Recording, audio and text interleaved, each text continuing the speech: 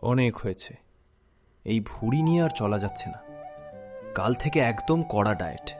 No biryani, no burger, শুধু শশা আর পান।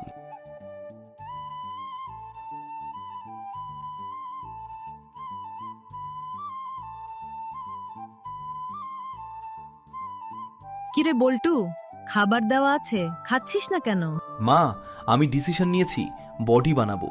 আজ থেকে আমার ডায়েট শুরু। এই শশাটাই আমার ব্রেকফাস্ট। আচ্ছা বাবা, দেখিস আবার যেন দুপুর হওয়ার আগেই ডায়েট শেষ না হয়ে যায়।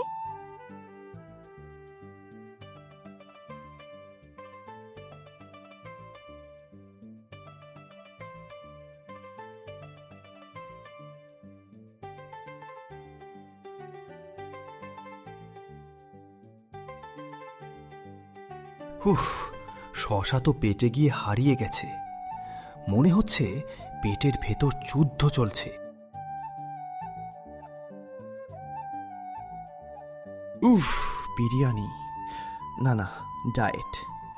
কিন্তু মা তো বলেছে খাবার নষ্ট করা পাপ। আমি তো পাপ করতে পারবো না। কিরে, তোর না ডায়েট ছিল? মা, আসলে শশা খাওয়ার পর শরীরটা খুব দুর্বল লাগছিল। তাই ভাবলাম ডায়েটটা আগামী কাল থেকে শুরু করি। কারণ কালকের রোদটা বেশি ফ্রেশ ফ্রেশ হবে মনে হচ্ছে।